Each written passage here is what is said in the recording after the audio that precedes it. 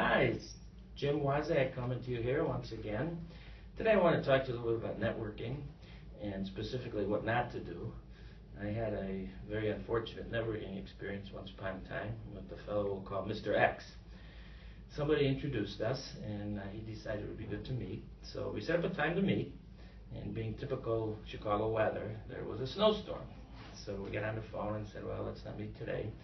We struggled to find a day, so we finally agreed on a Saturday morning to meet for breakfast.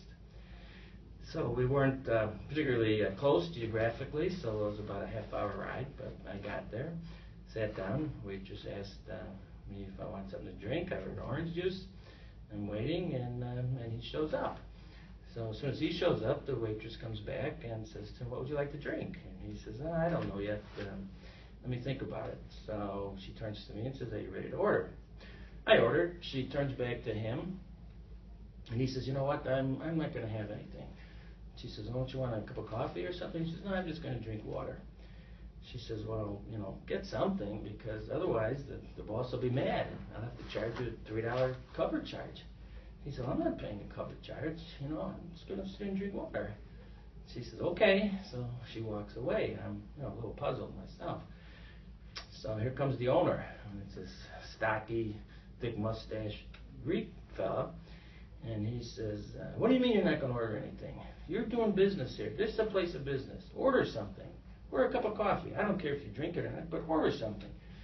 And he says, no, I'm not going to do that. I don't eat this kind of food. I'm not going to order anything. So I walks away mad, and I'm further scratching my head. And he comes back a third time, and he says, hey, you know what, if you don't order anything, I'm going to call the police. I'm going to tell them you're not paying your bill. This guy looks at me, and he says, is there somewhere else we can go? And I says, I already ordered something. He said, well, I guess I'm leaving. And he takes off. And I'm like stunned. I mean, come on now.